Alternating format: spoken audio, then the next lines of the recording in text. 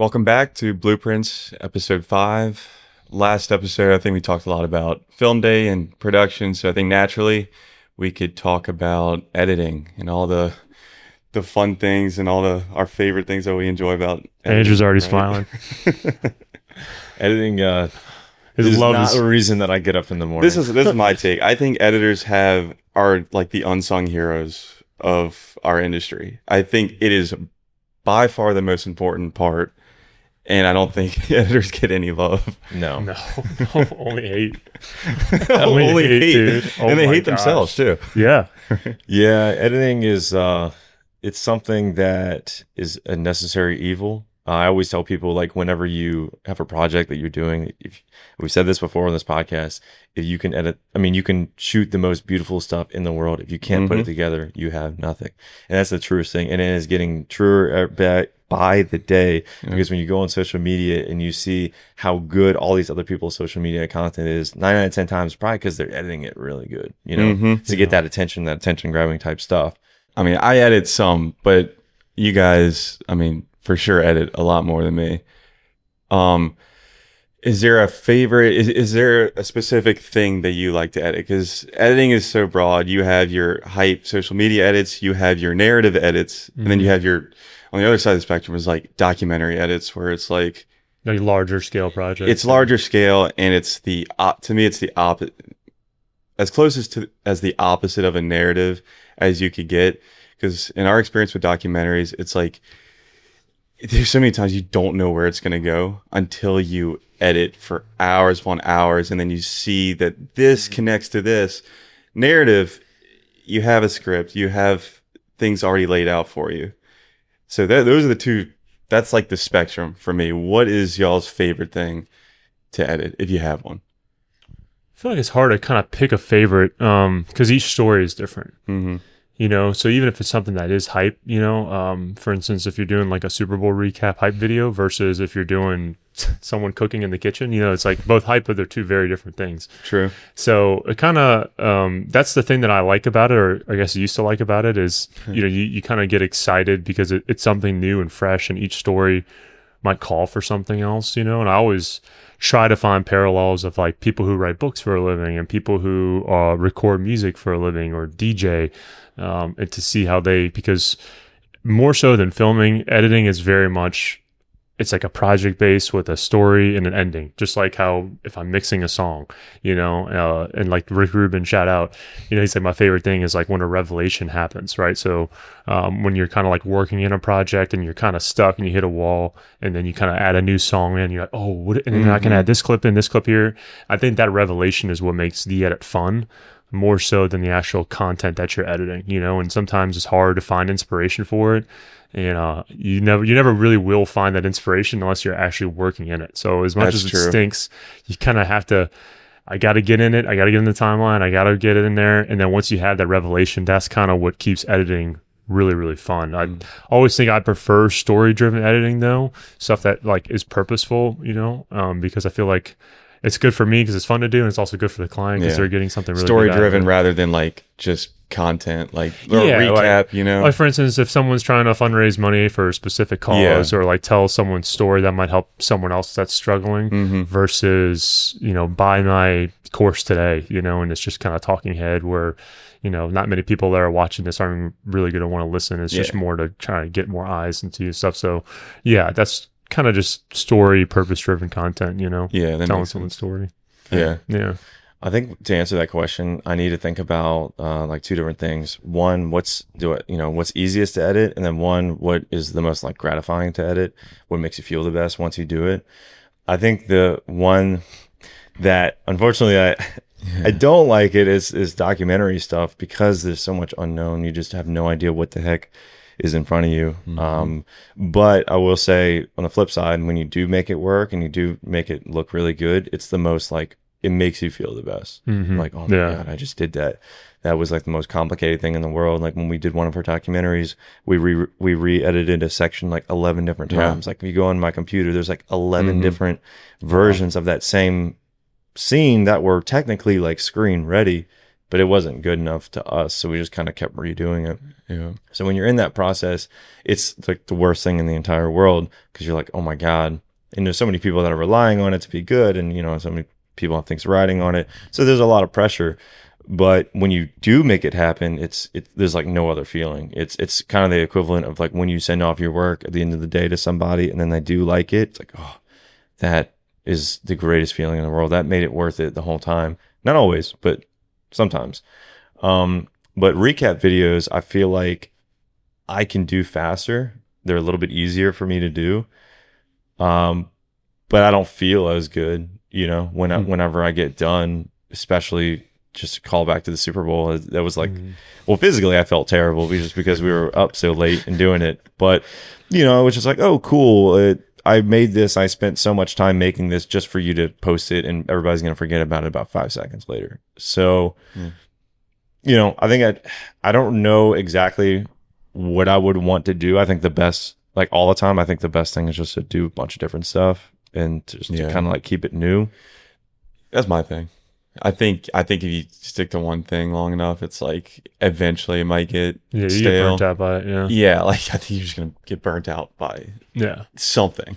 I always think about, so the scene that you're talking about is in the Road Home documentary about Terry Adams. I always think about how we had to redo this one section in a documentary, like, dude, 11 times. And if you don't edit, you don't really know what we mean by redo. You have to edit like to completion to really know if something works. To me, like, because we would get like 90% and then there was still something that would be like, this still kind of works. And then we finish 10% and then you back it up and you watch 2 scenes before the scene and then you watch the scene after. And so it's not only, you can't just edit anything in isolation. It has to be in relation to what comes before and what comes after. Yeah. And so at that point, then we're like, something still doesn't feel right. And that's what takes, like, dude, that takes so long because you almost have to watch like half the documentary, every iteration. You know, like, what do you remember about that not working? I just remember it felt extremely repetitive. It felt like we were just putting in scenes just to put them in just because we had filmed it. And I think part of being a good editor is understanding that just because you have something doesn't necessarily mean that you need to use it. That's something that we've learned, I think, a lot just by editing in general, just editing all different types of projects. I mean, there was like a few scenes that I thought looked like visually awesome, but it just didn't, it just didn't work. So you kind of have to just use it for the greater good and just kind of put in what you think is going to be best. And did you guys had like outlined this almost? Yeah, we did. Okay. We did. So you're like almost trying to fit a piece in the puzzle that you had planned previously? Exactly. Is that right? Okay. Yeah. But it only gets you so far, you know? Like, how many times have we, before we even start shooting, we have like an idea of what we want the video to look like, and then something, you know, in our experience, something always changes when we get to the computer. Like, every time. See, I'm like that too. You know, there are some, going back to like the authors, right? There's an author of like this book I'm reading right now. He believes that everything has to be outlined. You walk into this guy's office and he has the entire book outlined before he starts writing it. Wow. He's, I need to know how it's going to end before I start. And there are people that like, I need to script out this whole video before I edit. And for me, I'm very open to what works in the editing room. And oftentimes I've even tried to implement other people's strategies. That's why I'm curious about the outline too, is that like oftentimes now I'll finish the first cut and I'll go to sleep and I'll wake up the next day and I'll go in there and I'll just cut and strip everything. That, like almost to the core of like any filler words, anything. What do I like, cut it down to the core and then add something back if I like it, add something back if it feels good, but almost cut everything, get to the root, you know, and then oftentimes it looks a lot better than the first cut that you had the night before. 100%. Yeah, but I can't walk in and be like, it's going to end just like this. You know, it's like, okay, you got to kind of be open to stuff. But I don't know if that's a right answer or not, you know? No, I think that's 100% correct, because I think the only type of editing that can work like that is something that has a script, or like something that is a story, like storyboarded to the T, like a movie, for example. But I've also never edited a full movie like that. So for all I know, maybe there is alternate endings, and I doubt it, you know, because I feel like whenever you're selling the movie and everything, you have it, you know, X, Y, and Z.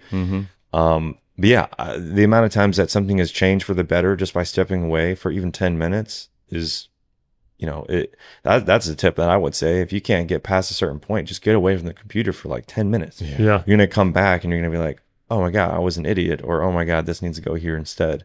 And I feel like that with color grading as well, especially when I first started out and I was doing pictures, like just for fun, like when I was learning Lightroom and putting pictures in the computer and editing them. I remember being like, oh yeah, I'm cooking, I'm going in, I'm like making it look really good. And then I would like blink or like, go get some food and come back and like, oh wow, this is literally terrible. This is the worst thing I've ever seen. Yeah. And I know that's like a common thing because I've seen a lot of memes like that too. Like that people stay up for really pictures, late, you're editing, and then come back and wake this up. blue in the look morning. is so cool, dude. Like it's like freaking drama, and you come out next day like, what is this dog shit on this computer? Oh my gosh. Yeah, it's bad. But for a 2 hour, because I feel like a documentary that's feature length is like a movie. So did you guys, if you have like, say I'm 20 minutes in hypothetically, and I'm like roadblock, do you try to fix that 20-minute segment you work on, or do you move on to the next segment? Like, did you guys do everything linearly, or? I think we'd have different answers. I think you absolutely have to move on.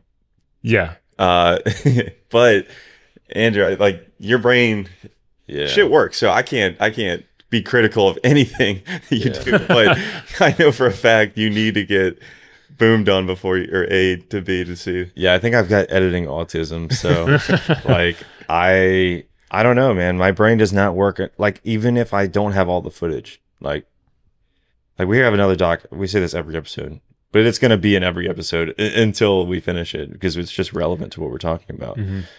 Like I'm afraid to even start on the editing because I don't have all the footage. And for me, it's almost like in my brain when I start putting down clips, it feels like that's exactly what needs to be there. Like I take this clip from the media pool and then I throw it in.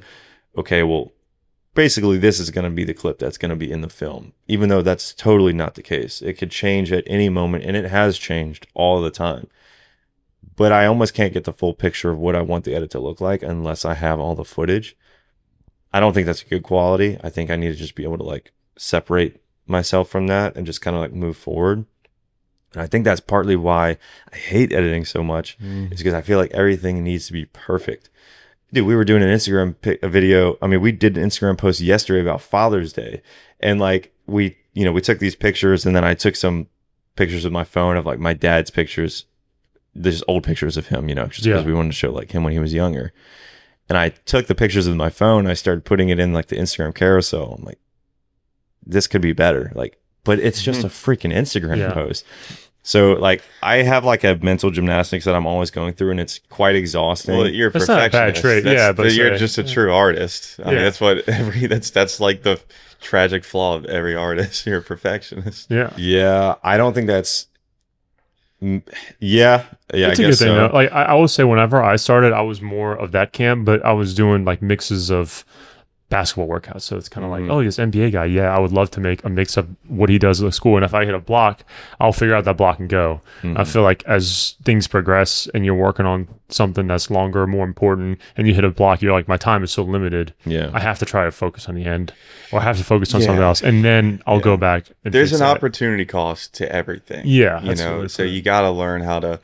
What we have done is at some point you have to just go past the scene and just have a filler. Yeah. Just have something that gives you the idea of what it's going to look like. Like our first documentary, we had to edit it was 3 trips to California.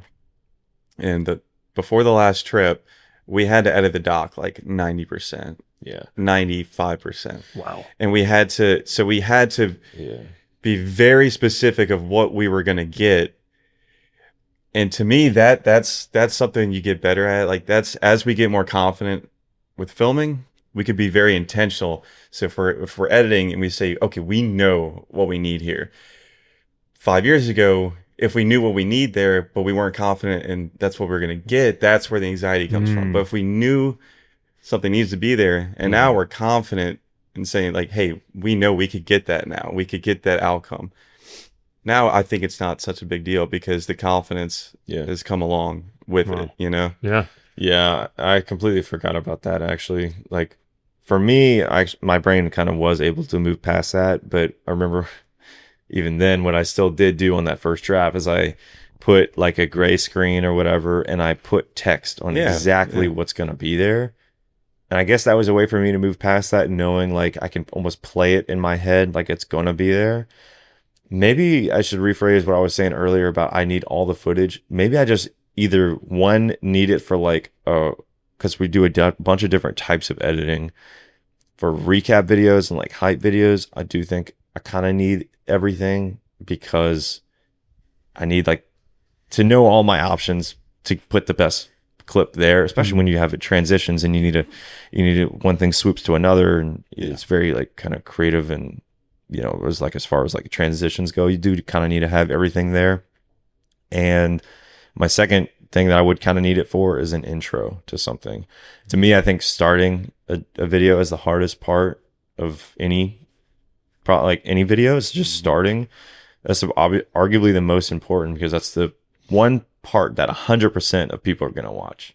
You know, not 100% of people are going to watch the middle, and then an even smaller percentage of that is probably going to watch the end. But I do think that the beginning is the most important. So for me, I guess in my brain, I'd like to have everything, all my assets that I can for the intro, because I know that there's already so much pressure, like as soon as you sit down to start, to make it good. So what is like your creative process? Say, you know, you have Tuesday booked out, it's all editing, and you have all of the clips. Like, how do you go about starting the project? So usually what I do first to kind of get a feel for the footage is I'll just start putting random clips in the timeline. Usually we feel like very rarely are we hired to edit other people's footage. So I kind of know on the day what footage I'm kind of stoked on and what footage maybe I'm not so stoked on. So I immediately just kind of like put those babies in the timeline, right? So it's just like some of the good clips that I know that we liked, and I just start kind of coloring them and seeing how they look like slowed down. And just kind of get a feel for just random clips before I even start anything. Usually I'll do that before editing day. You know, if like we get off a shoot and we just start, you know, offloading the footage, it's kind of hard for me to not just automatically do that right from the get-go, because I just wanted like go to sleep at night knowing that like, oh, okay, we did a good job, or you know, we got some good stuff in there. But in a way, I'll start kind of like massaging the clips like that. I'll just start put them in, get a feel for them. And then right after that is I'm looking for music. That's the music to me is like I guess my biggest like inspiration as far as how an edit goes, because it's everything. If your music is trash, it's gonna not feel very good. But if I have a good song and I'm really vibing with it, that's gonna kind of get me pumped to do like the rest of the edit. Like I know, for example, for the Super Bowl, like I like the songs that we had, and we had pre-picked those out before, so that's a bit of a different, you know, case than just a regular editing Tuesday. But I will kind of like feel the music, and I have absolutely no music ability. I'm basically Rick Rubin. That's what I'm trying to say here. I have zero musical talent whatsoever. Yeah, but you got taste. That's what taste. But I like certain music, and I know certain music vibes best with certain footage. And I have like this rhythm in my head, and I do think that an edit needs to have that same rhythm visually. And we can talk a little bit more about that later, but I'll put the music on the timeline. And then from there, I stress a little bit.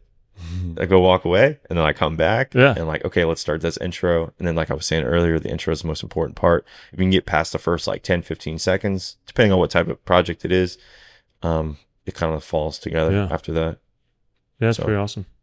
Yeah, but it's kind of crazy to think, you know, when you're getting paid to even film and edit, you're really down to its core are getting paid to do what you like. Like I'm editing something that I would like to see, or like I'm only really consulting myself here. Right. If this music is good and if it flows with everything, like I'm basically getting paid for my taste. Yeah. And that is wild to think about, you know. That's a good. You're kind of really just thinking about that. Yeah. You're like, do you think the client's gonna like the song? I don't know. I like it, and I like the intro. I think it looks cool. I hope they like it. I'm just doing what I like and see what they say. And you know, when you break it down to a score like that, and you're like, wow, I really just get paid to basically do what I think is good, but I don't know if that's right or wrong, you know. But it's interesting. That's why I asked about the creative stuff, is because I've like researched a lot of people and how they do different things. Like for instance, some people, they'll do a song with all of the sound effects and like all these like a million sound effects not me, before they even have a clip, really, you know. Or you know, they'll do all the interview cuts, and if they like an interview portion of it, they'll raise the clip up Yeah. And so then every video 3, it has like all of, highlighted of what you kind of like. And then you kind of bring that in, and then you kind of keep cutting down from there. Or some people do the selects and then keep cutting down the selects all the way down. They find the song and it's like plug and play. So there's like tons of different ways to kind of go about it, Yeah, well, I will say, I guess for the video that I was explaining how I work that's for like hype videos. So I should probably reframe it for like a story-driven content It's piece probably the as well. same for like B-roll, right? And stuff? Yeah, for B-roll, it's definitely close, but I don't do anything unless, like the first thing I'll do is I'll put all the people we interview on their own timeline, and I scroll through. So if each one of us was being interviewed in like a film for whatever, I put you in your own timeline, and I put you in your own timeline, and me in my own timeline. That way everything's separate, nothing's together. I can focus on one thing at a time, because I get a bit overwhelmed when there's that much stuff. So I guess maybe I'm just realizing this now, but I maybe like to do that just so I'm not overwhelmed with all the different footage. So I just focus on one thing at a time. And also I think my attention span is probably at an all-time worst because of my phone and just like social media and everything. So I need to do anything that I can that's just kind of like focus on like one thing. I think organization's like half the battle too, Yeah. especially with these big projects. Yeah. Well, you guys can speak. I will note this too for our listeners. Probably 0.25% of people are actually editing feature length Yeah. work. So this is that's why I feel like I'm asking you guys more questions. It's very different than even a 5-minute. It's kind of like, okay, we have some similarities, Yeah, right? You get stuck, but no, this is legit like an hour or 2 hours. Yeah. So it's much different. Your organization is much more important than It's if you huge. do a 2-day shoot, right? It's ridiculous. Organization is it's You know? so it's like almost everything when it comes Yeah. to because you have so much like shit just everywhere. And backing up your timeline. I know Oh we my talked about that. 11 different copies. And I mean, it's really, really interesting to hear like all you guys went through for that, Yeah. Like how many songs do you think are in y'all's Ooh, feature documentary? We should know this answer. 40, So we had to probably. do a Wow. yeah. Maybe like Incredible. 40. Yeah. Which one had more? First one or second one? First one. You think Gales had more? First one. Because there was more verite and fairies. So That's true. That's true. There was less music in certain areas. That's true. Okay, Also- so I have a question. Time of day. So Yeah, I was gonna ask if that you too. guys are in a documentary, say you're flowing, all right, you're just flowing. And it's like, but you have other projects that you're actually working on because documentaries. You might have filmed a lot of it a few months ago, and you got to get the edit out by a certain time. But you also have your almost like day job of running a production company, right?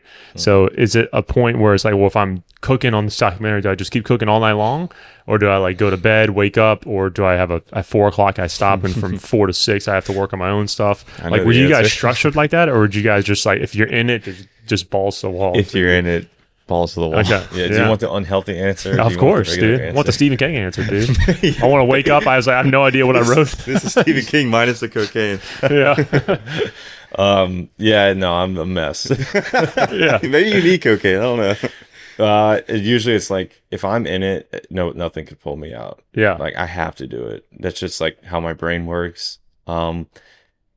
I don't know if I'm the one to say that's good or bad or what. We've been fortunate enough to like kind of have it work out for our other documentaries to where maybe we weren't like as busy at a certain time period as we were like when we're not working on the doc. So it's kind of worked out. And truthfully, it's around this time period. It's around summertime, which means I got to get working on the one that we have right now. Like that's what that's telling me. But yeah, I can't really go between one project or another and give them both my all. Like I have to be on one thing and really hammer it down, at least till I can get to a little bit of a stopping point. Like, okay, I can move on to something else now. Yeah. But if I'm like still fleshing out an idea, I don't know. I guess I am an extreme perfectionist. Like, Well, no, editing. both ways are right. It's just a matter of what works best for you. It's not to say that if you work all the way up into the deadline, like if you're a person, like for me, oftentimes I feel like, unfortunately, it's my policy that if I get closer to the dedeadline, like in school and stuff growing up, I'll get it all the way done before the deadline every single time. But why did I wait all that time? But sometimes I find the magic there. Like there's a famous thing with Kanye West. I was reading this book and, he shows the album to Rick Rubin where he's like, this is incredible. I forgot it was, I think it was Yeezus, the one with the disc on it. And he's like, when do you have to get this done by? And he's like, 2 weeks. And he's like, dude, this is like 40% done. Like, there's no way you're to get this done in like 2 weeks. Yeah. He's like, oh, I'm going to get it done. Yeah. And he gets it done and has like a lot of success with it. But apparently that's all that he does. Where some people, they'll have it 80% done for like 3 months, and they're trying to, move some things around, and this doesn't feel right. Get that extra 20% in. And there's other people that are like, I have like 10% done. I got to finish it, by tomorrow. Yeah. And it's interesting to hear how different people work. Unfortunately, I think we all probably have that procrastination gene. Yeah. Yeah, for sure. I mean, and it's like weird because like the work wouldn't be as good if we didn't feel that pressure. Yeah. And the pressure sucks, but you need the pressure. That's why deadlines are good. Like you need to like light a fire under your ass, because I mean, that's the only way you're going to get the product. Yeah. And oftentimes when I was first starting out, I would like get mad at myself because I'm like, man, I didn't get any like the timeline done stuff, but it's procrastinating. And oftentimes it's not actually procrastinating because you're listening to a song, for instance, you're finding music for 3 hours and you're almost like thinking through problems. Like, although the timeline might not have progressed, I've spent 2 hours at the computer thinking and trying different things. So now when I go back tomorrow, I know exactly where it was picked off, and so I feel like a lot of times, even though your timeline isn't progressing, you actually did figure out a lot of stuff that can help you the next day. Yeah. So don't beat yourself up. That's true. That's true. Have you seen the meme that it's like me after, like 30 minutes into editing and it's just nothing on the timeline? Yeah. Like me 2 hours into editing, nothing. Me 5 hours, nothing. And then me 6 hours and it's like the most complex edit of all time. That's kind of what that made me think of. Same with the 2 a.m. thing. Like, it's like me at 10 a.m. like when everybody else is working, nothing. Me 2 a.m. starved. Dude, yeah, it is weird. Like, I actually like working sometimes when I don't understand me. He's a night owl. He's a night owl. But like, dude, sometimes I like working on a Sunday knowing that everyone else is not. And then I don't like working sometimes when I know everyone else is. It's the weirdest shit. The LeBron James theory. Bro, that's just the creative I don't understand. curse. Yeah. Like, I mean, if somebody were to list, like, I want to see personality types of like all creatives. Yeah. And they all have this weird, this weird personality. Like, what's up with that? I don't know. I fucking You need really to go don't get know. checked or something. Dude, that's crazy. So I need Dr. LaCour to check me out. Yeah. Shout out. Shout out this mural. You gotta check out my inner ear. Yeah. It's all in your ear, dude. I was gonna ask, so a lot of people, it's like you get 80% done, or you get 90% done, 95%, and that last 5% takes just as long as that much. Is that? I think that's another case of like the artist fallacy, because we interview a lot of artists, like we do a lot of work with like actual painters and stuff, and they all say something similar. Like, there's a moment where they have to pull themselves back and say it's done, because there's so many times where you keep going, and I think we'll probably, like, we could all work on an edit forever, and maybe we'll think it's perfect, but most likely we'll say this needs to be changed. So how do you know when to pull back and wipe your hands clean with it and say, okay? Yeah, that's becoming significantly harder as I feel like anyone progresses in their career, because there's more projects at once, there's more timelines, there's more deadlines, and you just don't have as much. Your time becomes more finite. I think when you're starting out, you have way more time to perfect things, and unfortunately, as you gotta get more experience, you spend more of your time doing executive things like meetings, proposals, phone calls, handling fires, and all this stuff. So unfortunately, it's kind of like, oh my gosh, it feels like I don't actually have that much intentional time to sit uninterrupted for 8 hours at a time, right? Because you have meetings, all stuff. But I think a lot of times it's kind of like, if it's a Monday and it's 6 o'clock or whatever, and I'm basically there, and I know that Tuesday I have meetings all day, and Wednesday and Thursday I'm filming, and Friday I have this and this going on. And so it's kind of like, okay, well, dude, today is basically the day that I got to get this out and got to get this done because I have to move on. And then at least a lot of times too, you send it to the client, and I wouldn't say you expect a revision, because, it kind of really just depends on the project, but you have to also be open to the idea of like, there's a good chance whatever I send is going to be revised anyway.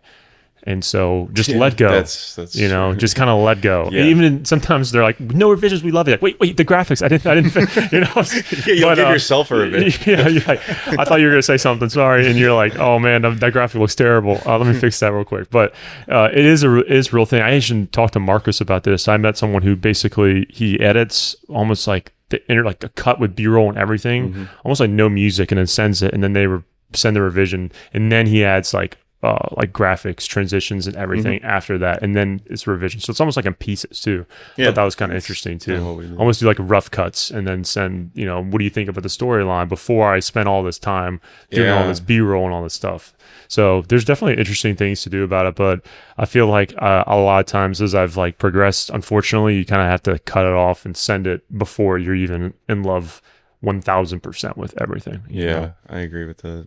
Yeah, I think there's a huge like emotional roller coaster Yeah. that like I've not just me, but like everyone goes through when you send off an edit. You're really stoked on it and you're like, you did it. And then, I mean, it's like, what other industry are you willingly giving away, I guess, for lack of better terms, your art to somebody just for them to tell you to change it or to tell Yeah. you that they don't like it? I can't think of anything else. Even an artist. It's your child. They're It's like, I mean, like even an Yeah. artist that paints, it's like, well, the painting's done, dude. Like that's it. Mhm. You know, here you go. Even if they don't like it, you're not going to change it, or maybe they do. I don't know. I'm not like an No, artist, like, traditional I don't artist. think they change it. well, No. here's the difference. There's a slight difference. We're commissioned to make art. You know, artists more yeah. times than not will make their product and then try to sell it.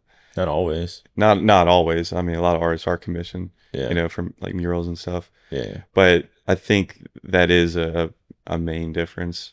Yeah. You know, when a client hires you, they had this idea of what they wanted, and it's like our job, the impossible job of like reading their mind and like bringing what they think the video should be to Mhm. life. And that's another thing. Whenever you get more experience and progress, the budgets start increasing, which means their input wants to be heard even more. Yeah. And trying to balance, like, oh, well, you didn't put the line of when she said this in there, and I thought that was really good. And it's like, I didn't think that was really good. I think we can do without it. But it's kind of like you kind of have to bend a little bit. And what can I do creatively to make it feel like it works? Mm-hmm. You know, and I think that is a problem that kind of comes as you kind of progress a little bit more. It's kind of sometimes listening to what that client does want, you know, and it's a hard balance that you have to start learning. For me, for like the last 2 years, you know, I Yeah. feel like I've really had to kind of focus more on what they want, what their vision is for it. And, you know, you kind of learn something from every step of the journey, you know, Yeah. from like the corporate side of things, like certain wording, certain marketing phrases matter a lot more than you think. Mm-hmm. And Yeah. I have a hard time separating the fact that like somebody hired me to make a video that I think that is good, but also they hired me to like, I'm making a video for them. I don't know if that makes any sense, but yeah. like when you said that your friend, he would send off like a rough cut and then he would let them say if the story was good or not. I think I know like the type of videos that you're talking about that he sends off. So it's a little, I guess I can see if that makes a little bit more sense, but I have a hard time trusting anybody enough to even make the correct decision on whether it's good or not. So I have a hard time, like, you know, I want it to be the best that I think it should be. And this is like in the least pretentious way possible. Like I don't even think of myself as really like an artist, like in that sense. I just think of somebody that just knows how to make videos and I just want to make them good. But I know that like they have different input than like what I think would be appropriate, like for what it is. So I have a hard time balancing the two because in one hand, like I have to think about it. Like it's almost like my left brain and my right brain are like not always on the same page. Because like one side, I think like I'm making a good creative decision for me. And then the other side is like, well, you have to do whatever they want because it is like their video at the end of the day. And it's a job and it's a service-based job. So I don't know. It's a tough bridge. It's Yeah. tough. You talk about taste, which is, I think it's extremely important. Yeah. I think the whole reason we're doing what we're doing right now, and the whole reason I think you need to sort of show the internet who you are is so people understand our taste, 1,000%. and then they would want to hire us based on our taste. Because the last thing we want to do is make something that completely misaligns with like what we want to make. Yeah, So like I think I mean, that's so yeah, cool. and when I say I think like I guess I'm doing a lot more of like corporate communication and corporate addressing, which is not really branding videos, but for the most part, I'm just use what y'all did, like a golf. If I own a Top Golf, basically, right? I want you guys, hey man, I'm a business owner. I own a bunch of businesses, right? I own a Top Golf, and it's pretty cool. We got cool screens, we got, some cool drinks, all that stuff. It's a really cool place, and I want you guys, I love your stuff. Make it however you see, make it look cool and interesting to people your age, and I'll pay you whatever you want. Right. And then there's another side of it where it's like we have to market to a specific audience, or this has to be on brand with our giant corporate conglomerate. Right. Our usually corporate, we need the graphics to look like this. We need it to this length. We need these words in. And you kind of see that on the bigger scale too, like the few commercials I've been on. We need to make sure that he emphasizes, the colors of the laptop. We need to make sure that he kind of mentions these words because they're better for SEO. And so there are certain advertisements that are very dependatory, even like political ads, right? Very dependatory on what he's saying. And there's other ones that are like a car commercial or the golf stuff, right? We pay you to see, what do you think of the Dodge Durango? Take us to the desert and do some cool donuts. And man, this looks awesome. Your style is all over it. So there's definitely different types of art, and I think with the saturation of everything, it's like there's so much where it used to be you can just niche down. I think a lot of people now aren't necessarily so niche, but they're kind of doing a little bit of everything. Yeah. I mean, I think you kind of have to. Yeah. At least our point, I think you have to. But but you're talking about like guidelines, and like guidelines are extremely important. Before I did like Blue Dot, I was a graphic designer and I do logos and stuff. And there's 3 things that every logo needs. 2 of them don't apply, but one of them definitely applies to video work as well. And it's that logos need to be appropriate. And what that means is if you're making a logo for a restaurant, you sure as hell don't want it to look like an HVAC company, Yeah. Same thing with videos. Yeah. You don't want a restaurant. If you're showcasing a restaurant, you don't want, I don't know, gritty yellow, like Breaking Bad. Like, so there's guidelines. You need it to be appropriate, and then everything after that, that's when you inject your sort of style and your taste, if that makes sense. That's a good parallel. Yeah. Yeah. No, that's good. That's a good point. So on Editing Tuesday, what is if you're like, what's your ideal like morning routine to get yourself ready to edit? It's all in my head. It's all mental. It's all in my head. Just do it while you feel it. Yeah. Yeah. No, really, it is. It's just like, it's funny. I talk to my wife about this all the time. Like, I don't think there's anybody that can like get me hyped to do one thing or another, like other than myself, as far as like in this job. Because in the end of the day, like it all comes down to me. I don't mean to, I feel like I'm sounding like extremely negative, but I'm just being like real. I think people would appreciate. Yes, people will appreciate it. I think people, at least I'm tired of the sunshine and rainbows. Like, 1,000%. Yeah. Because like honestly, a lot of the time it's not. But like it's literally all just mine. Like it's in my own. It's mind work, like for myself to get me like ready to do something for it. But sometimes like to get me hyped up, it is to just like listen to music. But honestly, I hate finding music. It's like my least favorite part of the edit. So now with, well, maybe I don't want to talk about that. I was gonna say with AI music, but yeah, I hate finding music too. I'll just put that out there. That's my least favorite part. I also hate it, but I wish I had like, hey Jerry, find me a track.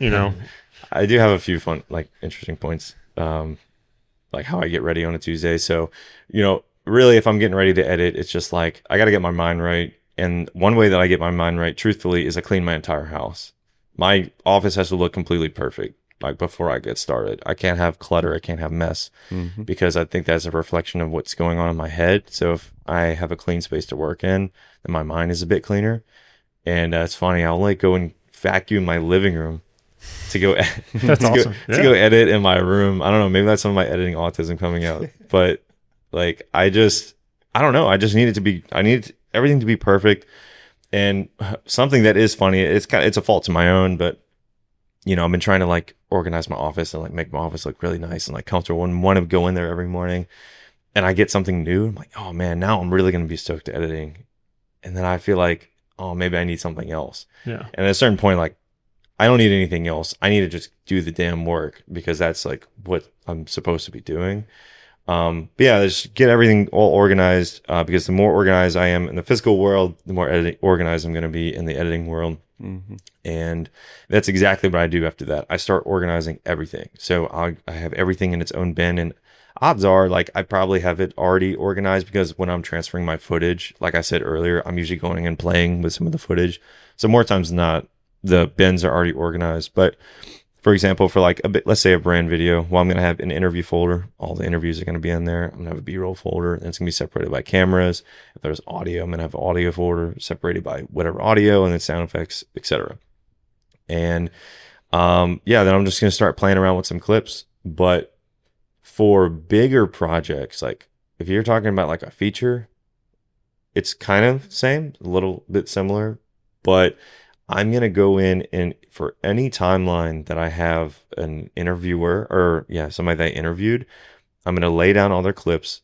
And what I do is I scroll through anything that is, let's say 40% relevant. I'm going to move to the next layer. And what I mean by that is there's my video layer and then there's layers above it, like you would in the editing software. I make a cut. I take that part that's 40% relevant and I move it to the top bar above everything else. I go through the entire interview and I have all my selects. Well, now I take those selects and I move it down further in the timeline. And now I'm only dealing with the 40% of relevancy of clips. From there, now they need to be 60% relevant. Now I'm moving those up. Then after I do that, I move those to the end. Now they need to be 80% relevant. And by the end of it, I want to get to where it's only 100% relevant. And I think it's really daunting to cut up an interview in the beginning when it's sometimes 2 hours long and then you need to get 100% relevancy because you don't even know what 100% relevancy even is in the beginning. Yeah. So a way for me to make that work is I do it piece by piece. Now it takes a long ass time, but that is how you get the results, I think. And once you have 100% relevancy, now I go even further. I split those up by categories. Because when you're dealing with such a big project, you need each person is offering a different part of that story. So I need to figure out what part of their story are they offering. So let's say I interview both of you and the documentaries about Russell. Well, Jonathan, if you say something about his childhood, well, that's going in his childhood section, and I'm going to label that red. And then if you say anything that's relative to, I don't know, like his work life, that's going to be green. Different color. Yeah. Yep. And so now I have it completely organized to where everything that you were talking about with him, I have it all organized. I know exactly what colors it is, and I will go and mark it in my timeline with a marker, press M from DaVinci, and I color that marker to be the same color as like whatever, the clip is colored. And then I type it in what it is. So now in the future, I just hover over that marker if I forget my color, and it'll pop up and it'll say early childhood or, something like that. And I do that for every single person that we interview. And then at the end, now, obviously, how does the story go for a documentary? I'm just saying documentary as an example, but usually you start with their childhood. Well, I'm going to go and look at every single person, what they said about his childhood. And then I'm just going to choose the best of the best from there. And then I start playing with it like a puzzle. And then I just keep moving on like that. And it is a giant puzzle. Wow. It is a giant. I don't know if like you do any of those things. So whenever I was in school, we had like the bunch of editing bays I was telling you guys, shout out Mr. Bonjour, he was trying to teach us his editing process. This guy used to edit for Animal Planet, and he would we were an Avid, goodness gracious. And Avid before DaVinci and all existed, it was the best bin organization. So the best way that you can organize all your clips, kind of one thing. And that's why a lot of people still use it for 99% of stuff edited today is in Avid on like documentaries and movies that you see.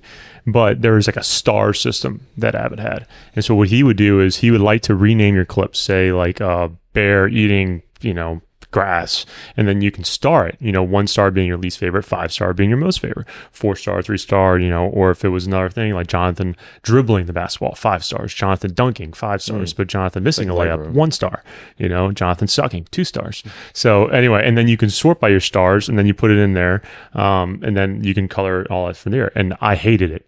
I was like, dude, I don't like this. I don't like because going and renaming all the clips and then putting a star on it. Yeah. I was like, but he's like, that's how you really get to know your footage. And it's like, okay, great. But just because the process works for him doesn't mean that it's the best for me. I'm more of like what you said. I like to put some stuff in the timeline, move some things around, and be like, oh man, you know what this goes with? This kind of goes with the if I'm shooting a layup or I'm crossing over right to left, right? Yeah. And then I finish, you can mix it with another clip of someone maybe spinning off right to left. So then the motion is kind of the same and it goes together. I would not really know that unless I type in there right to left and then left to right motion, star, and then sync it all up. But this actually we're talking about was something I was super interested in because I didn't like that. So I remember on YouTube finding a guy, Ty Rogers. He's like a huge cinematographer now, but he was editing at the time and he did a lot of color organization and stuff like that. And I was always like, man, that's really cool. I need to learn how to do the color stuff. But for the most part, I kind of do what you say of if you have an interview and you kind of split up the relevancy to the different layers. Mm-hmm. And now I'll probably sync like say 10 interviews in one, sync them all up, cut, do the relevancy, put your favorite interviews into another timeline, and then do another timeline where you drop the favorite interviews, you cut them all down. And I actually do not like putting all the B-roll in and then cutting select. I do like the longer form of being like, oh, I remember I usually filmed when I'm editing too. So I remember I got this clip of a student helping out another student, and this would be great for when she says we, as a school and community, we help each other. Mm-hmm. And so I go find that clip immediately. I know it's right after the scene of in this classroom this time of the day. So I often do that rather than trying to. Me too. Yeah, because I've done that before where I pick my selects and cut them all, and then I end up doing. I just go back and I'm like, I remember I got this clip here, and I'm like, I'm not even going to the selects I had. So if you just kind of like finding what works for you, I don't really do the markers and the color coding as much. I have done that on some projects, but for the most part, it is based more on feeling for me than it is anything else. Yeah. And I don't do the color and everything with smaller projects. It's just with project of like that scale. Yeah. To me, I see no other way to do it. And then what I'll do is I usually have stacked timelines, and I'll have like my main editing timeline, and then I'll have my interviews like all lined up at the bottom on the other stacked timeline. And then I'll just go and usually if I pull something, I also disable it. So if I copy something and paste it into the new timeline, I'll disable it from the timeline, the original timeline of just like the selects, because I don't want to keep hovering over something that I had already used. And now I'm like, there's a bunch of like disabled clips and then a bunch of enabled clips. Yeah. And now I know to only go for like through the enabled clips. But I do the exact same thing as you as far as B-roll goes. I tried it before where I put all of it on like the timeline and did the selects. I think I saw somebody on YouTube do that. And dude, to me, it was like way harder to see what you have when it's like all on the timeline rather than just going through that media pool. We use DaVinci Resolve, so like the media pool, and I just like hover over it and real quick. Oh, I know exactly what I need. Mm-hmm. And you said you edit on feeling, and that's exactly what you should do. I think every video has a visual tempo to it.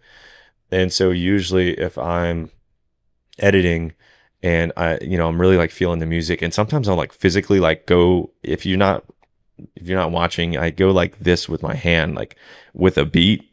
I don't know, like sometimes I really have to like feel what I'm doing, like especially for those hype videos for like the Super Bowl. That is like all, I think, visual tempo, especially because you want them to feel like they're like in it, which is why we do like the creative transitions and all that. But even with old footage too, like there's like a certain tempo that you feel that even when you don't cut to a beat, it's just like this. It's extremely hard for me to like explain. I remember when I was talking to Terry about the edit for his documentary, I was trying to tell him this exact same thing. And he was like, dude, what are you talking about? He had no idea. You guys would have more of an understanding. That's the best. I try to open up to your friends about work and you're like, oh no. Yeah. But there is a feeling, then you just feel it. Yeah. And I know, for example, like, let's say we filmed a restaurant, right? And like, there's this part where, let's say we have an interview and like they say something and then maybe they start talking fast. It's like, oh, well, we want to get chopping fast. Even if the music isn't going fast, it doesn't always have to pertain to what the music is like this visual, just like beat that you can see and just feel. And usually I think about that, like what I feel like needs to go there. And then I'll look in my media pool and be like, okay, I need like a smooth shot, or I need a slow motion shot, or I need something to follow like this visual beat that I've got going on. And there's really no rhyme or reason. I don't. Couldn't really. That's very well said. I mean, very well said. Yeah, great Buy this way to guy's say it. masterclass starting at $1,000 today. I always said editing is all about pacing. It's knowing when to let things breathe and then knowing when to do the opposite. And it's just a constant juggling match throughout the whole video. Yeah.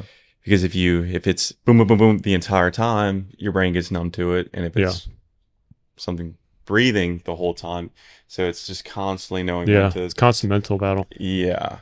And unfortunately, I mean, I don't know if there's any way to teach that other than just doing it over and over. You gotta do it over and over again. You gotta find what works Yeah. for you. What routine is good for your creativity. Yeah. And listen to yourself. Always tweak. Always find a way to get better. Yeah. Like I just got a little Wacom tablet. That thing is amazing Oh yeah. to help edit. We'll You check know, that so out. instead of a mouse, Yeah, I yeah. actually just use basically like you're drawing.